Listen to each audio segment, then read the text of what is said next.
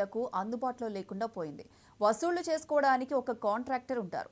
ఆ కాంట్రాక్టర్ అడిగినంత ఇచ్చుకోవాలి. టెండర్ గడువు ముగిసినా ఆలయ అధికారులే రకరకాల నిబంధనల పేరుతో కాంట్రాక్టర్కు కొమ్ము కాస్తూ పొడిగింపు ఇస్తూ ఉన్నారు. ఈ ధోరణిని హిందూ సంఘాలు ఖండిస్తున్నాయి.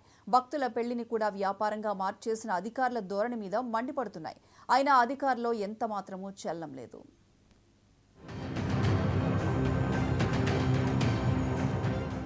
సింహాచలం శ్రీ వరాహ లక్ష్మీ నరసింహస్వామి కొండ మీద పెళ్లి చేసుకోవటం హిందూ కుటుంబాలకు ఒక ఆచారం, నమ్మకం. పెళ్లి జంట స్వామి చెంత ఒక్కటై అప్పన్న ఆశీస్సులు తీసుకోవాలన్నది కొంతమందికి దేవుడి మొక్కు.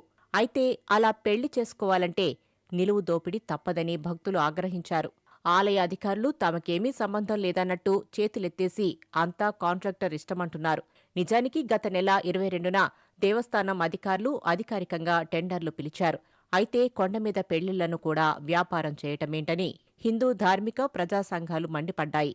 పెళ్లి చేసుకోవాలని పేదలు కూడా భగవంతుడి సన్నిధానంలో పెళ్లి చేసుకోవాలనేటటువంటి ఆలోచనతో వస్తారు.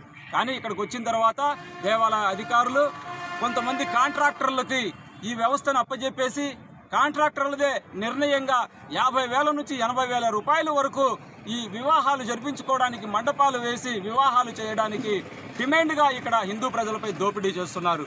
సనాతన ధర్మం అనంటే దేవాలయాలు ఇవన్నీ కూడా ఒక ఆధ్యాత్మిక శక్తి కేంద్రాలు. కానీ ఈరోజు దురదృష్టవశాత్తు ఈ దేవాలయాలన్నింటినీ కూడా ఈ ఆధ్యాత్మిక శక్తి కేంద్రాలు ప్రవహించవలసినటువంటి శక్తికి వ్యతిరేకంగా దోపిడీదారులకు అనుకూలంగా ఈ వ్యవస్థలు పనిచేస్తున్నాయి. దేవాలయ పరిధిలో దేవస్థానమే ఉచితంగా పెళ్లిళ్లు చేసుకోవటానికి అనుమతించాలంటూ ధార్మిక సంఘాలు ఆందోళనకు దిగాయి. దీంతో దేవస్థానం 22న పిలిచిన టెండర్లను నిలిపివేసింది. కానీ ఆ నిలిపివేత గురించి ఎలాంటి అధికారిక ప్రకటన చేయలేదు. ఇదే అదనుగా పాత కాంట్రాక్టరే పెత్తనం చలాయిస్తున్నాడు. గత నెల 31న పాత టెండర్ ముగిసినా అదే కాంట్రాక్టర్ పెత్తనం నడుస్తోంది.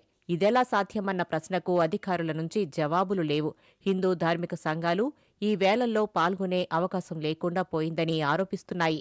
ఇంత గుట్టుగా వ్యవహారాలు నడపాల్సిన అవసరమేంటని హిందూ ధార్మిక సంఘాలు ప్రతినిధులు ప్రశ్నిస్తున్నారు. అయ్యా, మొన్నటి పాట పెట్టారు, పాట క్యాన్సిల్ అయిందన్నారు.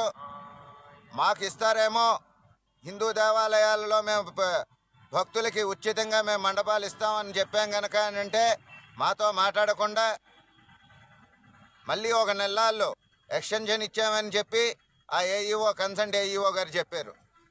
ఎందుకయ్యా ఇచ్చారు? ఇది ఉన్నది కదా అంటే కమిషనర్ గారు ఆర్డర్ రావాలండి, ఈఓ గారు చెప్పారండి, మేము ఇచ్చామండి. పోనీ ఆ కాపీ ఇవ్వండి అయ్యా అంటే మీకెందుకు ఇవ్వాలి కాపీ? హిందూ ధార్మిక సంఘాలు అడిగితే ఎవరు? హిందూ ధార్మిక సంఘాలకి తెలియకూడదు? అసలు ఇది ఒక రూల్ ఉన్నదన్న దేవాలయ ఉద్యోగులకి తెలుసునా?